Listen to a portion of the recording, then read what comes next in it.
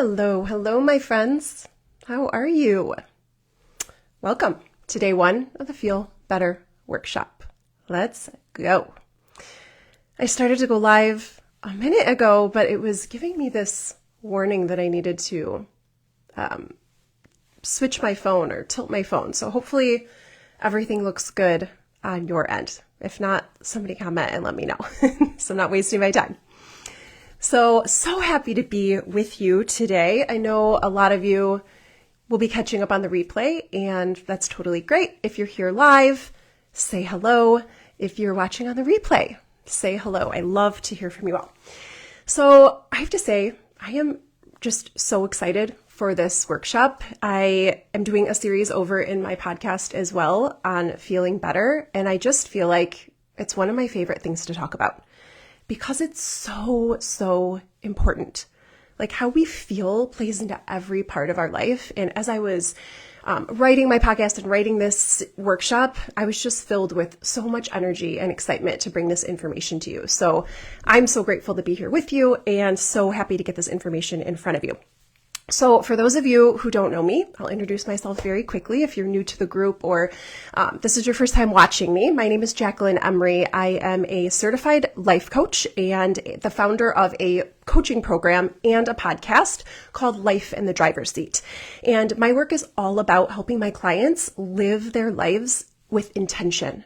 So living their lives on purpose. Being more alive. I love to explain it that way, like living a life where you're more alive. So most people are just going through life in the passenger seat of their life. They're just reacting to life. They're just getting through the day. They're surviving the day, right? Just to go to bed and do it all again.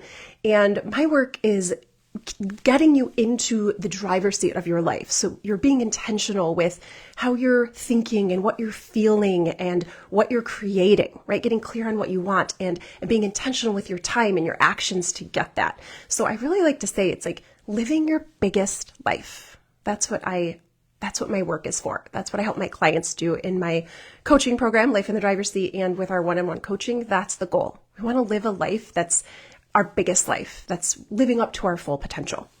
So I'm going to do quick housekeeping and just let you know how this workshop is going to work. So I'm going to be going live for the next 3 days. So today and then Thursday and Friday. And I'm trying to keep these pretty short and I'm going to be giving you guys actions to take. So I have done this workshop live and in person, and I've actually done it in one day and it's just so meaty. I felt like there's just so much information and this was like their favorite workshop. And I just wanted to try it this time, breaking it down into 3 days so that you can really take in each skill. So I'm going to teach a different myth and a different skill each day. And I want you to really be able to take it in. And I'm going to be asking you questions and having you contemplate things. And then I'm going to give you actions to take. So these are going to be shorter, but they're meaty, right? So each day, again, I'm going to be covering one feel better myth. So a way that we think it makes us feel better, like our human brain, what we think is going to make us feel better. And then we'll be covering one feel better skill, which is actually what's going to make you feel better. So we're going to do 3 myths, 3 skills over the span of 3 days. So excited. And again, I want you to grab a piece of paper and a pen. And if you're watching this driving, do not do that. Catch up at a different time. But I want you to really workshop with me. I'm going to, like I said, I'm going to be throughout each day, throughout the workshop, I'm going to be asking you questions. And I want you to really write down what you're thinking and really contemplate these things. And then at the end, I'm going to be giving you, we'll call it homework. I know some people don't like that word, but I love it. I'm homework. Give me all the homework. That's where the real change happens, right? When we implement. So I'm going to be giving you actions to take at the end of each day of the workshop. You probably will have questions. This is some deep work.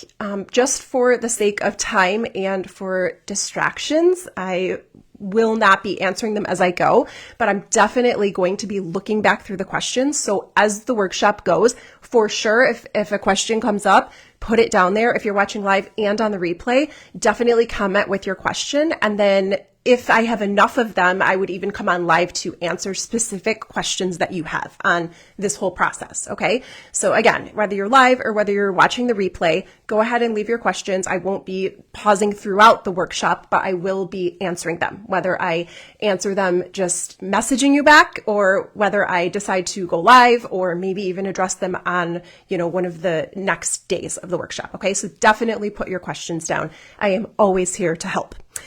And I feel like I should have a warning label on this workshop. So I'm going to, when you see things and it's like warning, like trigger warning, I'm going to just say this before we get started today. The next 2 days are pretty fun, right? Pretty actionable, pretty fun. This one might feel a little hard. What we're going to talk about today is probably the hardest of the 3. Okay. So it's going to feel a little hard. And I want you to know that that's okay. And I want you to just open yourself up to it. Okay.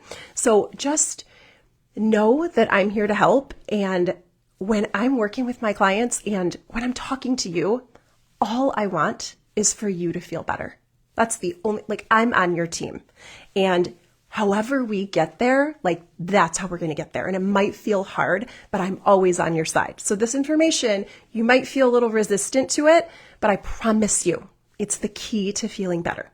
These 3 skills that we are going to cover throughout these 3 days will absolutely change how you feel and how you show up and what you're able to create in your life. So know that. Just know that this one might be a little hard and that's okay. And I really hope that you follow all 3 days because each day will build on the next. So try to watch them in order, show up in order, and show up live if you can. Of course, it's so much more fun to show up live, but replays are awesome. And like I said, I know it's work days and a lot of people can catch up. However you catch up, that's fine. I'm in my coaches group and I'm replay all day, right? Because I don't have time to make it to the live. So that's okay. We love our replays as well. But the last part of housekeeping is approach this like an empty cup. And what I'm saying there is get what you came for. Get all you can from this. So sometimes when we, maybe there's things that we've heard or things that we just, cross out. We don't want to hear that, whatever. It's we can't, if we're a full cup and we think we've heard everything or we know everything, and maybe you've heard some of these concepts before, maybe you've been to my workshops and you've heard me talk about some of these things, or you've listened to my podcast. We can't be filled if we have a full cup. I love thinking that. I just always approach things like, what else can I learn? How else can I hear it? What else can they say? How can they say it different? How can I hear it different? I just never subscribe to oh, I've heard that already. Okay. And I will say with the years of studying I've done, there's not much that I haven't heard. There's not many books and concepts I haven't heard. And I always learn from the things I go to. Everything I invest in, every minute, right? Your time is an investment. Everything I invest in, I get out of it. Okay. So just make that commitment just to be open and to get what you came for, get all you can out of this workshop. Okay. So again, just to lead in for those of you who are just joining, I am so in love with this topic and so happy to bring it to you because feeling better, we're going to get into exactly the impact of it, but I just think it's a topic that we don't even pay enough attention to. So many people are paying so much attention and putting so much energy and their time and their energy into material wealth, right? They're very focused on their things and their possessions and their money, right? Building material wealth or even physical health, right? Very focused on that. But very few people are focused on their well-being, their emotional wealth.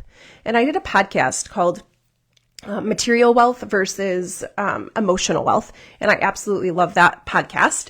So if that topic interests you, go listen to that. It's so good. It'll rock your socks off. So go listen to that. And it kind of goes through the real importance of feeling better, which I am going to touch on today. So let's talk about the impact that feeling better has on your life, or that feeling better would have on your life. What's the importance of feeling better? And I'm going to ask you a question, and I want you to take a minute and write your answer. So I want you to answer this question. What would be the impact on my life if I felt better? What would the impact be on my life if I felt better? Like if you woke up and you felt better, what difference would it make? And I brainstormed and I came up with all the things, the impact that I think feeling better has on our life, but I want you to answer it for yourself. Like, how would that change your life? Maybe just 1 second.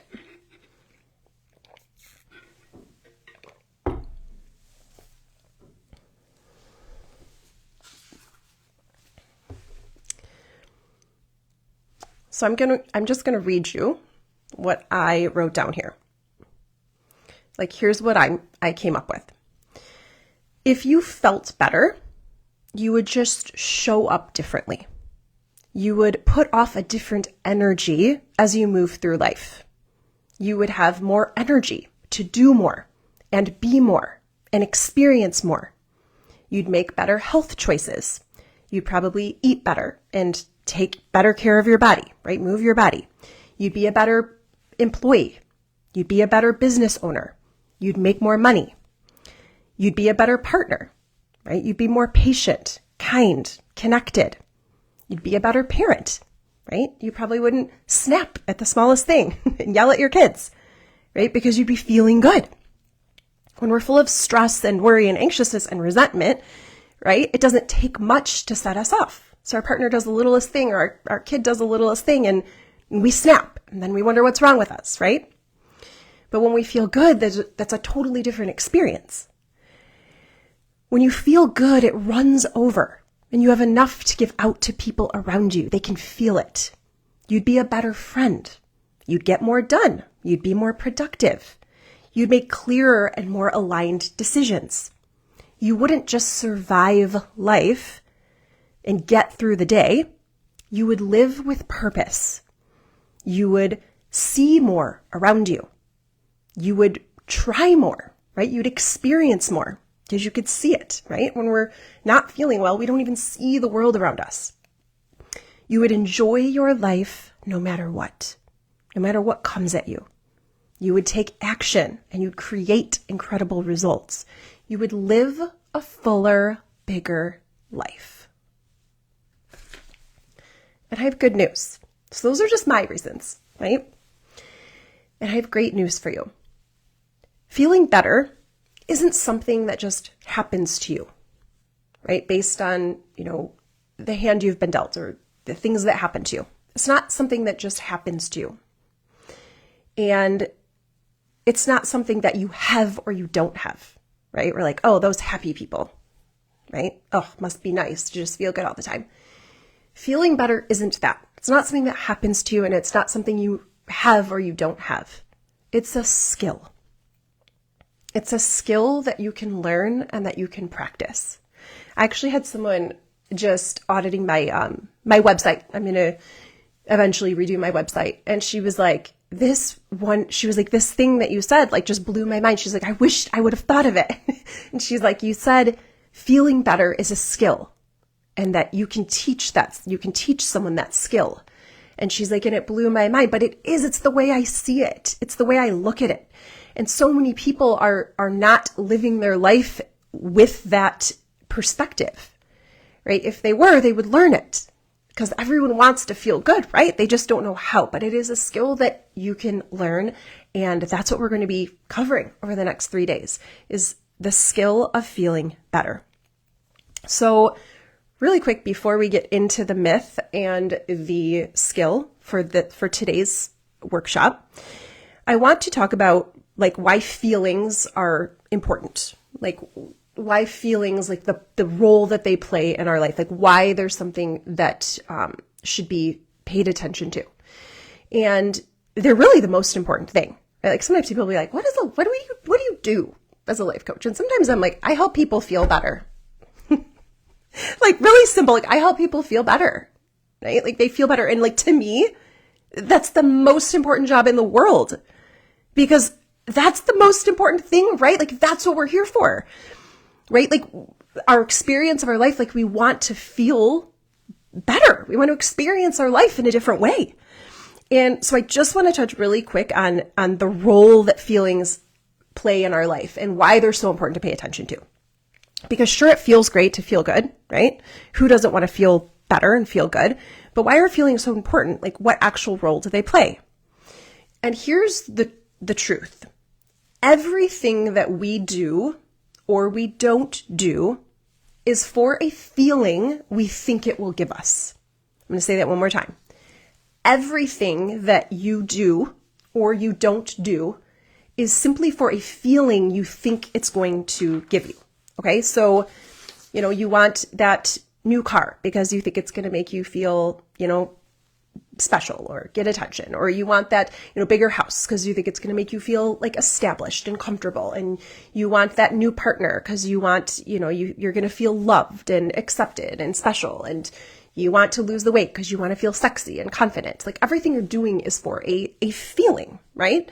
And the same goes for things we don't do, right? It's like we don't want to leave that marriage because we don't want to feel scared and insecure and all like lonely. We don't want to leave that job because we don't want to feel fear, and we don't want to maybe start a business because we don't want to feel stress or failure or embarrassment if we fail. So everything we do or we don't do is simply for a feeling we think it's going to give us. So feelings really drive everything we do. And this is our brain at work. And if we let our brain go, unregulated and we're not paying attention to it and we're just letting it go unconsciously, it does a really good job of keeping us stuck. And you probably heard me talk about this in workshops or in my podcast, but we're not blaming the brain. It's lovely. It's our beautiful brain, and it's just there to try to help us. But it's wired to just keep us safe and just keep us safe and alive. And it does that by just keeping us the same, right? It doesn't want us to grow. It doesn't want us to evolve. It wants us to stay right where we are, safe and alive. So it's not trying to hinder us, but in today's day and age, it will keep us stuck. Okay. So I'm going to tell you the 3 ways your brain is constantly driving you. It's constantly pushing you, and you're not even aware of it. Okay. And so it's called the motivational triad, and there's 3 parts to it. So 3 drives that your brain has. So the first thing it's constantly pushing you towards is seeking pleasure. And you can see how this was really good back in the day to keep us alive, right? It was like, go have sex, procreate, right? Go forage, go work and hunt and get food, right? And get that dopamine. So seek pleasure, right? That food and sex gives us pleasure, right? It was great for helping us, procreate and help keeping us alive, right? The second way your brain is always driving you is to avoid pain. Also very helpful for keeping us alive, right? It's like, don't get burned in the fire. Don't get eaten by that lion, right? Avoid pain. Very good at keeping us safe and alive. And the third way our brain is keeping us safe and alive is it's always trying to expend minimal effort. Okay, so stay the same, right? Don't, because it wants to conserve energy, so it can do the first 2. So it can seek pleasure and avoid pain. And we see this through it adopting habits and memorizing things, right? So it's trying to conserve its energy, okay? So those 3 things very helpful, but in today's day, right, they can be not helpful, right? Because pleasure's at every corner, right? We can avoid the pain of stress and loneliness and whatever. We can avoid that pain by going and Netflixing all night, or, eating the chocolate cake, or, over shopping, porn, whatever it is, right? So it's to our detriment now. And this is just foundational knowledge for the next 3, for this whole series, okay? So very helpful information to just know. So feelings drive everything. It's not the things, right, that we're chasing after or from. It's the feelings. So feelings drive action, and actions create your results and your life. Okay? Feelings are actually the fuel. Feelings are the fuel for the action we take, right, in our life. And the action we take creates the results in life that we ultimately create. That's why feelings are so important. They're like such a huge piece of change and a piece of the puzzle, okay? So the question is, for this whole series, the question is, do we want to let our brain on autopilot take the wheel of our life, or do you want to intentionally get into the driver's seat and start thinking and feeling on purpose? Do you want to simply survive your life, or do you want to create your life intentionally? That's what we'll be discussing over the next 3 days. How to be intentional with what you're thinking and feeling and ultimately creating. All right, so we're going to get started. So I'm going to flip this, and we are going to go into myth number 1.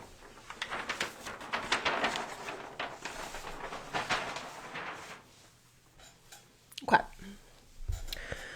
So myth number 1, meaning these are like a trap, right? It's like a happiness trap. It's like what we think is actually going to make us happy. So myth number 1 is, if the people or circumstances in my life would change, I would feel better. If the people or circumstances in my life would just change, I would feel better. So basically it's saying, if things fit into, right, if people fit into how I think they should behave, how I think they should be, right, I would be happy. Or if situations, right, if my circumstances would just fit into my idea of how they should be, right, they should be like this, they shouldn't be like this, right, then I would be happy. If these people and these circumstances would fit into that, I would feel better. And this could look like, how many times do we catch ourselves, right? If my partner would just be more romantic and just plan more dates. I hear this a lot from my clients, right? If my partner would just put in more effort, right? They don't pay enough attention, right? If they just be more romantic. If my friends would just reach out more. I hear that a lot, right? Like, they didn't invite me to this. If my friends would just reach out to me more. If my boss would recognize me, right? If my boss would just recognize my contribution and see me and give me that raise, right? If all of these circumstances and these people would change, I would feel better. And here, the problem when we believe this myth, like when we believe that it's people and circumstances that need to change in order for us to feel better, it leaves us completely dependent on everyone and everything outside of us to go just perfectly in order for us to feel good. Like, everything has to go just perfectly, because when it does, and when these people act perfectly, and when these circumstances, and everything's just perfect, then, I can feel good. But we're completely dependent on that, which we have no control over, right? So it really leaves us absolutely powerless, because we have no control over those things. We might think we do, but spoiler alert, we don't, right? So it's leaving us absolutely powerless, because it's leaving it to everything outside of us. And it's exhausting. It's an exhausting way to live, trying to micromanage everyone and tell them how to be, and you have to do this, right? And making sure every circumstance, nothing goes wrong. It's an exhausting way to live. And it's impossible. It's impossible to control everyone and everything 100% of the time, right? It's an impossible thing to do. And the cost when we're believing this myth, that it's everything outside of us, and if it would be that way, we would be happy. The cost is you drain your relationships, right? Like, instead of building connection, like I know everyone wants, right? We're draining our relationships. We're draining the people around us. It's like the opposite of what we want to be creating.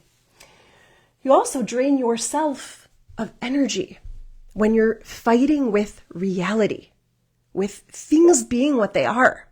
There's a great quote by Byron Katie, and it says, "When you fight with reality, you lose, but only 100% of the time." It's like this idea of, right, like reality shouldn't be what it is, but it is, right? It is that. You can't fight with reality, right? You drain yourself of energy fighting with something that is. And you miss out on, I think this is one of the most important costs, is that you miss out on the opportunity to grow and evolve. Like, when you think it's everything outside of you and you can just outsource all of that, responsibility, all that blame, you miss out on the opportunity to look within, right? And focus on what's in your control and grow and evolve. It robs you of that because it's just everything out here. There's nothing I can do about it. everything out there. And I see so many people living like this. It's like, and this could be you, and I'm not saying anything against you. Like, this information will set you free. But this is how most people are operating. This is what most people think. They're believing this myth. And the truth is, and you write this down, no one and nothing outside of me can create emotions in me.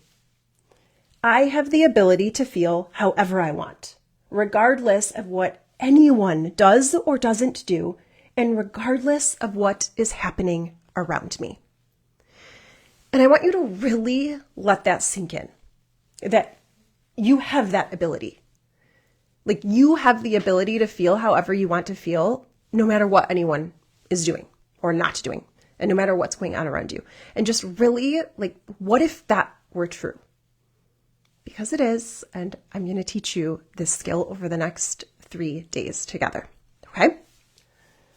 So next, that brings us to skill number 1 that we're going to talk about today. So feel better skill number 1 is taking responsibility. I remember at the beginning of this, at the beginning of the workshop, I told you this one, the next 2 are going to be a cakewalk. You're going to be like, I love day 2 and 3, but that number 1, this one is not as fun. This one is going to bring up some resistance, and that's okay. Okay. So skill number 1, taking responsibility. I put cornerstone here because in my coaching program, in one of my very first modules, you get video modules with my Life in the Driver's Seat program, and I talk about responsibility, and I call it the cornerstone of our work together, because without it, we can't go any further.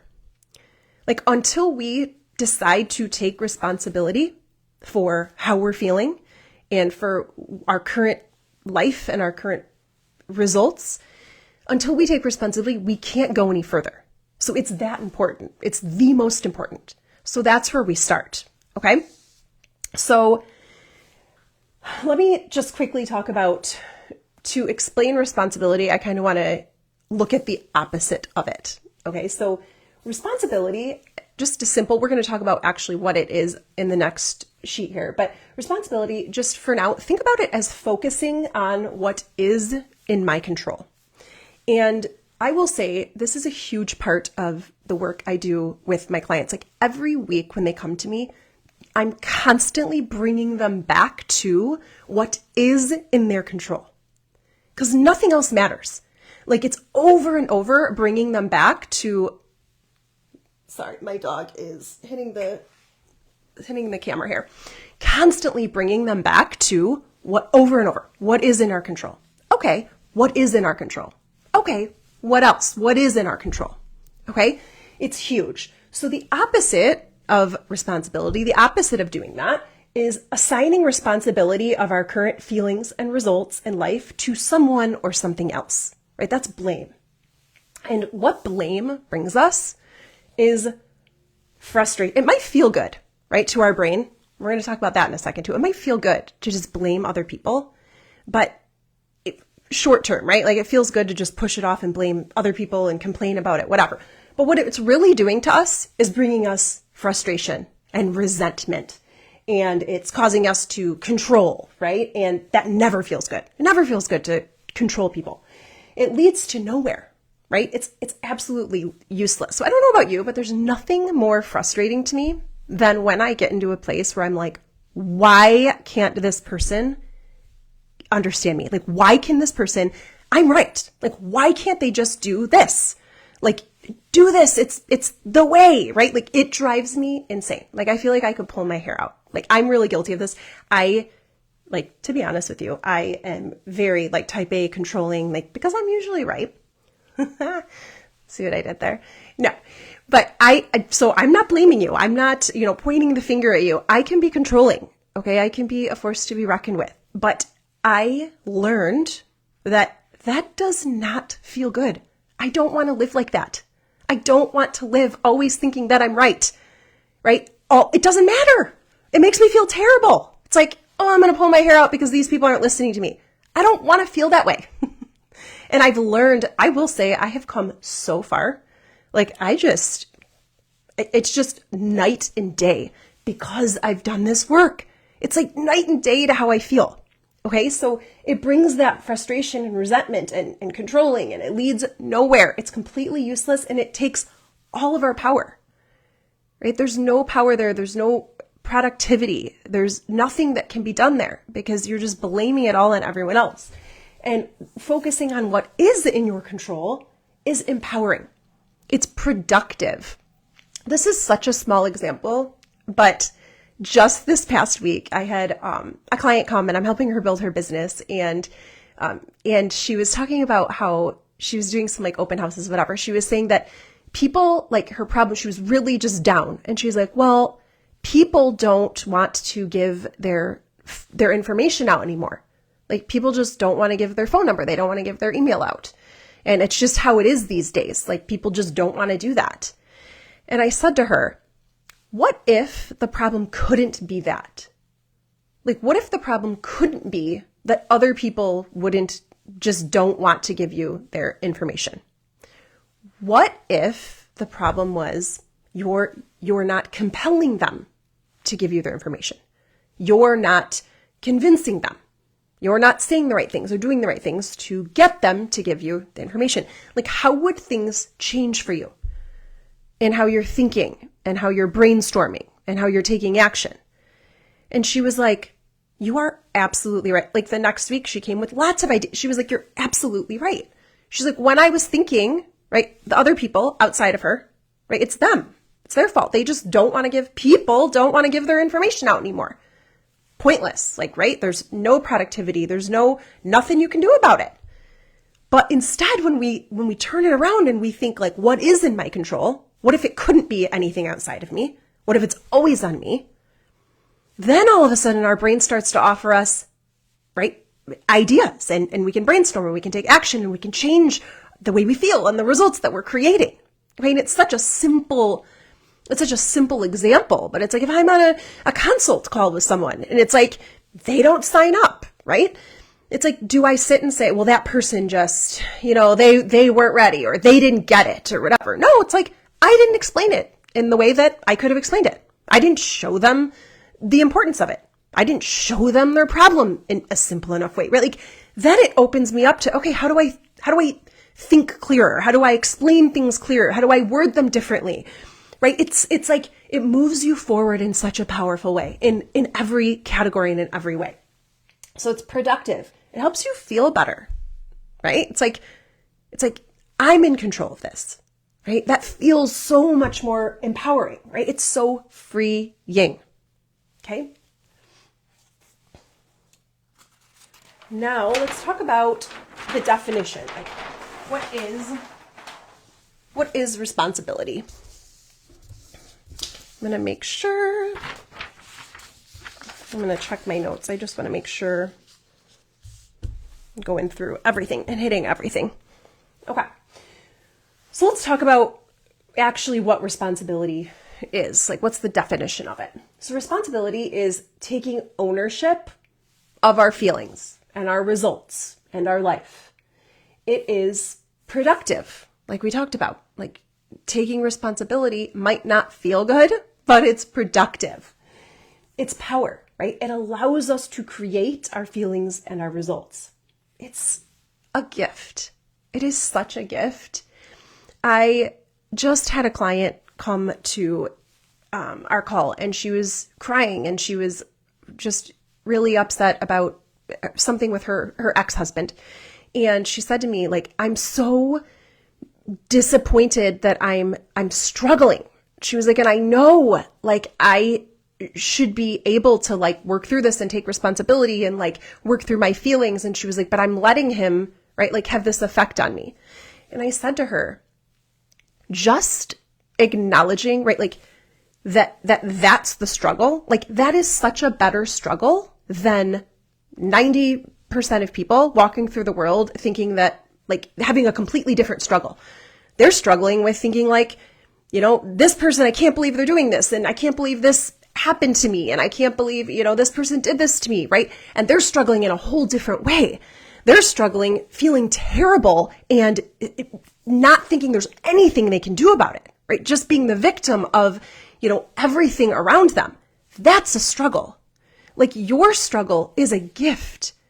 Like what you're saying, like, wow, I know that this is my responsibility and I know that I can work through this and I'm falling and I'm struggling. It's like, and I told her, it's like just looking at that and just really acknowledging that you have that knowledge and that's a win right there. It's okay. Of course we struggle. Of course we're like, I have responsibility, but my brain is going here, right? It's not like we're just going to turn into this perfect, person that feels good all the time. Like, no, we're humans with a human brain. But just that's the struggle. Like that is such a gift of a struggle than this person over here, right? And the struggle they're going through, the never ending, unproductive, I don't know what's going on, there's nothing I can do about it struggle. Responsibility is a gift, and people live their entire lives without knowing this information. Like they live their whole life without the gift of responsibility. So yes, it feels hard, right? It feels hard to not blame people and not blame things, right, for how we're feeling. But ultimately, it is such a gift that will change your life and change how you feel. And important to say here is like, responsibility is not blaming yourself. So a lot of times when people hear that we can take responsibility, right? Like we can always take responsibility, no matter what the situation, no matter what the person's doing, we can always take responsibility. They hear that as, well, I'm not to blame. Like I'm not taking responsibility for that. It's not my fault. It's not my fault. My husband left me for someone else. It's not my fault that, my, boss did this or my, friend did this to me. Like it's not my fault, right? It's not my fault that even I got sick or whatever it is, like these terrible things, right? These things that happen that are out of control, that we don't want to take the blame for that. Responsibility is not blame. Okay. So I want to be very clear about that because that's what our human brain hears when we talk about responsibility. So I just want to talk about the difference between blaming yourself and responsibility. Blaming yourself is saying, it's my fault. I'm a bad person, right? I did it wrong. What's wrong with me, right? That's blaming yourself. Responsibility says, how did I contribute to this? I'm always learning. I was doing the best that I could. What can I learn from this? I love that question. What can I learn from this? How can I wrote so small because I had so many things to say on this. How can this make me better? That's taking responsibility. How can this make me better? How was this the best thing for me? Oh, I absolutely love, that is probably my number one question that I love to ask myself. And I've asked people that. I remember asking my brother that when he was going through something and he texted me that night and he was like, it blew my mind. It's like just that question alone, when you're going through something, then you feel like such blame and such like rage and such unfairness, and just asking, how could this be the best thing for me? And seeing what your brain offers you. Such a powerful, empowering question. How do I want to feel? What do I want to do from here? Right? That's taking responsibility. You don't have to, stay with that person, or, you can leave. You can leave that job. You can leave that relationship. Like, right? That's responsibility. What do I want to do from here? Versus just blaming it on and wanting things to change and other people and other circumstances to change. It's like, no, what do I want to do from here? I create my emotions and results. And on one side, blaming yourself is not empowered. I always say this. I'm like, when you blame yourself, there's no empowerment. There's no learning. There's no growth, right? It's not empowered, and there's no growth. I do not know what that is that's making that weird sound. Wow, that was really weird. I don't know if you heard that. I have no idea what that could be. What is happening? Okay. Anyway, it's really weird. Okay, so anyway, not empowered, no growth from blaming. I always tell people, like, when they're blaming themselves, like, that is not, and a lot of people think that that's the way to grow. They're like, if I blame myself, if I make myself feel, bad enough, then I'm going to grow. It's like, no growth and no learning happens from blaming yourself. You're not curious when you're blaming yourself, right? Like, over here, taking responsibility, right? Being curious. Taking responsibility is not blaming yourself. And when you take responsibility, that's when you feel empowered. That's empowerment. That is where the growth happens. That was the weirdest sound ever. It was like a voice and everything. What was that? Okay. So I'm going to go off the boards now, but I just want to talk about, I had a story. Okay. I want to talk about why taking responsibility can feel difficult.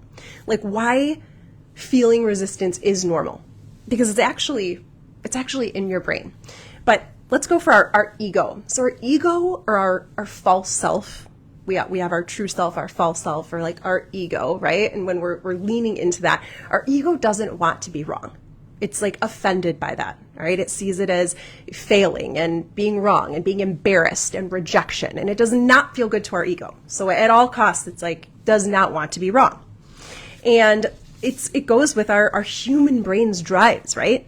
If you go back to the beginning, one of our main drives that our brain has is to be efficient and to expend minimal effort. So it will go to great lengths to convince you that you're right. Because if you're right, you don't have to change. You don't have to put in any effort at all. You just get to stay the same and preserve all your energy. And right, your brain would just have you in bed eating bonbons all day, every day. Stay safe, just get pleasure, and just don't change. All right, so it is a drive of your brain to feel like, if you're like, I'm always right, your brain is telling you that.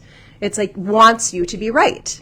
If you're right, you don't have to change. Everyone else has to change, and you get to stay the same and not put in any effort. So it's natural and much easier to blame. If it's out of our control, we don't have to do anything about it. Responsibility stretches us. It asks something of us. But again, it's the biggest gift that you can give yourself. So now I want to... Oh, I know the story I was going to tell. So... Just a story, someone had come and they were talking about how their partner, right, kind of like the example I used from the beginning, but their partner not being romantic enough. Okay, so this is just a perfect example of what we're talking about, just in like an everyday example. So a lot of people will come. I had a client come and just say, my partner isn't romantic enough, right? Like, they don't plan dates and they don't like put the effort in or whatever. It's like, we have one thing that's out of our control, right? Our partner. Can't control him. Because here's the thing, people are adults. We can make requests of them, but when it comes down to it, they're going to do what they want to do, right? They're adults. They're allowed to do what they want to do, and they're going to use their free will, and they're going to do what they want to do. So we can make requests. They're not always going to do it. So I want him to be romantic. I want you to plan dates for me, like whatever. And that leaves us feeling what? Like, if they're not following through all the time, it leaves us feeling they don't love us, we're resentful, we're whatever. That's out of our control, that person. But what is in our control, right? I could plan a date. I could remind him of my birthday, right? If instead of this like sneaky test to see if someone loves me, right? I could remind them of my birthday. I could plan a fabulous birthday for myself. I could give myself flowers. Right? All of these things are in my control. The person, right, my partner, and what he's doing, out of my control. And again, it's like, where do you want to live? And again, like, you might not want to stay with that partner. I'm not saying you should or you shouldn't, right? But that's also in your control, whether you stay or go. All of those things are better than wanting to control someone and control them to be different. All of these are more productive. All the things I just mentioned. Do you want to go out? I'm going to let my dog out to the door. Want to go outside? Go on. Come on.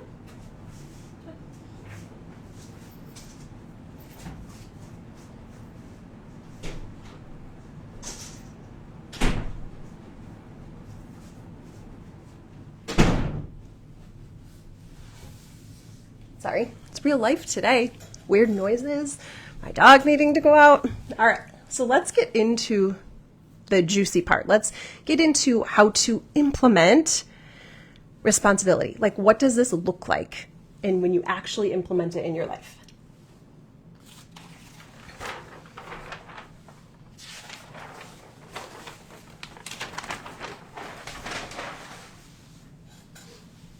So responsibility does not say, and this is so important, responsibility does not say there won't be situations that are out of your control.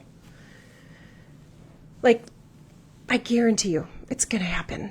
Like, there's going to be people who do things that you don't want them to do and that are completely out of your control.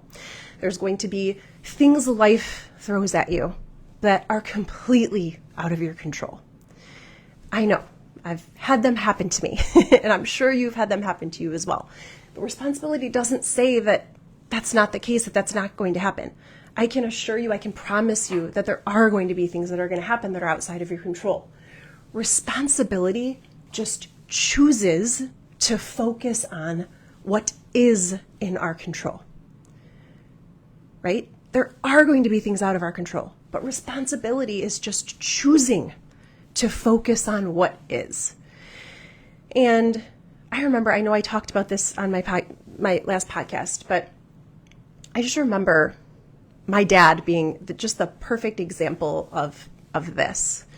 When we were watching my brother really just waste away with ALS, my dad would get up in the morning when I would go visit, and he was taking care of my brother, and he would say in the morning, I know today is a terrible day, or I know this is a terrible situation, but how can we make today a good day? And I heard him say it so many times. I know this is a terrible situation, but how can we make today a good day? And what he was doing was taking responsibility, right?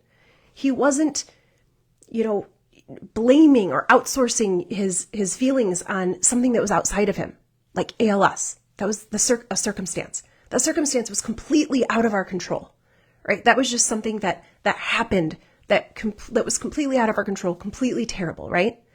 But what he was saying was, what is in my control? What can I do today to make it a better day, to make it a good day, to feel how we want to feel? What can we do from here? And it's such a beautiful picture of this exact concept of taking responsibility. That's where your power lies. It's the only place your power is. Your power isn't in controlling anything outside of you. It's focusing on what you can control. So responsibility, and again, I capitalize chooses, right? Because it's a choice to focus on what's in your control. So you have all of these things that happen to you, all of these people who do things that you wish they wouldn't have done, right? And maybe I have a client who was raped. I have a client who was abused as a child, right? People who've I've gone through heavy things, right? Like I said, my brother going through ALS, it's like, so I want you to think like these things, what are the things that you're holding on to, that you're blaming for how you feel, right? And the life that you have, and these things can be heavy, right? But those things are out of your control. But what is in your control is everything after that. So you have the situation, like the person that did something, the circumstance that came, the sickness, the whatever it is. You have that, and then everything after that is where responsibility lies, is where your control is. So what is that, right? You have that circumstance, but then everything after that, my thoughts, right? My feelings. How do I want to think? How do I want to feel? How I act, how I show up, what I do, how I contribute, how I continue forward. If I stay or go, like I talked about in the relationships where we want people to be different, right? That's not in your control, what they do and how they act and the partner that they are. But what is in your control? All of this, including if you stay or go, right? Way more productive here than trying to control anything and anyone outside of you. So if I stay or go, what I choose to learn, so good. What do I choose to learn from every situation, from everything life throws at me? Not in my control, but what I learn from it is how I grow, how I evolve. I see things that happen, if we can really look at them that way, is almost like it's like a calling, right? To evolve, a calling to who we can become, things that we could never have become, right? Things we could never have, the depth we could never have, experience that we could never have if those things hadn't been done to us, right? It's like we can step into this next version of ourselves who has more knowledge and more, right? But if we're not taking responsibility, we don't gain any of that, right? We just walk around feeling terrible and thinking there's nothing we can do about it and blaming these things, right? Where it's like, if we let it, it's like a calling into our next evolvement, into our next identity. It's such a gift. So how I grow and evolve, who I choose to become. If I choose to let go and forgive others and myself, right? That's responsibility, right? Are you choosing to forgive? Are you holding on to things, right? Thinking, well, I can't forgive that person because what they did was terrible. I can't forgive them, but you can. It's a choice. It's not hurting that other person, right? They're not feeling your unforgiveness.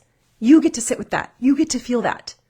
So it's your responsibility that's in your control. You can't control what they did to you. Out of your control. But what you can do is control if you're choosing to hold on to it and let it hurt you today. Or if you're choosing to forgive and forgive yourself as well. You want to feel better? Let go of blaming yourself for things and not forgiving yourself. That's in your control, right? Nothing comes from blame. Like we talked about earlier, no growth comes from that. There's nothing you've done or that's been done to you that can control how you feel right now. And that feels so hard to accept, right? To accept as true. Because you're like, you don't know what was done to me, or you don't know what I did. I do know that you have a choice right now of how you want to feel. And there's nothing you've done, nothing that's been done to you that you don't have the choice, the intentional choice to let go of. So this goes for other people and yourself. If I accept things as happening for me, oh my gosh, this is such a huge one. If you want to feel better, all these things that happen that are out of your control, can I accept these things as happening for me? Or ask myself that question, right? How could this be the best thing for me? How? In what way could this be happening for me? And I put ABC here because ironically, I was listening to something yesterday and I was like, oh, I'd already written this. And he had said, so I added ABC on here because he said, one of the most powerful things about spirituality for him, he's like, it's summed up in ABC. And it was assuming benefit consistently. I think his was assuming benevolence consistently, but ABC, assuming benefit consistently. Do you do that? Do you look at everything that's happening? And I'm not saying it's easy, but I'm saying it's the key to setting you free. If you want to feel better, what's more important? Hanging on to your belief that you can't or that it doesn't deserve it or whatever, or feeling better and being set free, right? It's like, can I assume benefit consistently? Can I know that somehow, even though this is so terrible and so horrible, like somehow there's a benefit here. And what can I choose to get from it? And lastly, I put it's the story, right? It's the story I create for myself. So many people are walking around with a story of what people have done to them, right? I've been wronged. I have so many clients come to me and they were like, but my mom did this, right? So I can't move on. Like I'm this way, or like my husband did this. My husband cheated. He left me. I have so many clients come and they're so broken with their story. Like clients seriously just having like meltdowns on our calls. Like they're hurting so much. And the story that they're carrying is that of blame. It's that of things that have happened to them, right? And through the work that we've done, I've seen the most incredible like turnarounds. That's why in the beginning I said, if people ask me, what do you do? And it's like, oh, I help people feel better, right? It's like, that's the most important job in the world because it's the most important thing we have, right? I always say, like, aside from our salvation, right? My relationship with God, like, there's not much more important than my well-being, than my emotional and mental well-being. I can't do anything else without it, right? I can't be there for anyone. I can't do anything without it. It's so important. So the story you create for yourself, whether it's the story of your life. In my program, I have one of the first things people do is they write the story of their life. It's so powerful, right? And they come the next time and they usually have a story of, it's like we pick at the things that have happened to them, right? And we have a story and then we rewrite that story. Okay, now can we see it through the lens of taking responsibility? How do I want to think? How do I want to feel? How do I want to move forward? How do I want to see this? How do I want to grow? How do I want to evolve? Could this have even been great? Could this have made me better? And there are people, and if you're like, no way could that thing have made me better, there are people who have gone through horrific things, like the Holocaust, like just horrific things. And yet they've become better from it. Like they don't even look at it as this thing that shouldn't have happened to them. They wouldn't have chosen it, I'm sure, right? But they don't look at it as this thing that was done to them they look at it as something that evolved them, right? They took responsibility for that. And just like I talked about on my podcast too about my brother, it's like, even with the circumstance of ALS, there was very few times that I saw him blame God or blame the circumstance. Like, he took responsibility for how he wanted to feel and how he wanted to move forward. And I watched him grow and help people through that whole thing. There is always the option of taking responsibility, no matter what it is. And again, I'm talking heavy stuff. This can be as simple as the being romantic example that we talked about, wanting your partner to be romantic and taking responsibility of that. You don't have control over your partner, right? You have control over you. And you can get yourself flowers and you can plan yourself amazing birthdays and you can remind him of your birthday and you can plan dates and you can do all of that. That's in your control. That's taking responsibility. There's taking responsibility in the everyday things, taking responsibility in the heavy things, the deep-seated things. But responsibility will set you free. Okay, so that's what I have. I'm going to give you a couple actions to take from this. Okay, and again, the next 2 days are going to be a lot lighter. They're going to be a lot lighter and a lot more fun. So I hope I didn't scare you away. Come back for the next 2. You're going to love them. Come back because it's so important. How you feel is so important. So here's your actions. Number 1, ask yourself where in your life you're blaming someone else for how you feel, or where you're blaming a circumstance in your life for how you feel. Number 2, make a list with 2 columns. What is in my control? What's not in my control? Do that first. So on one side of the paper, write what's not in my control. And then on the other side of the paper, write what is in my control. And make a list. Okay? So whatever answer to number 1, like whatever you're blaming, whatever situation or person, and then just make a list. What's not in my control? What is in my control? And then number 3, make that side, the what is in your control, your to-do list. Okay? I want you to start putting all of your energy and focus there.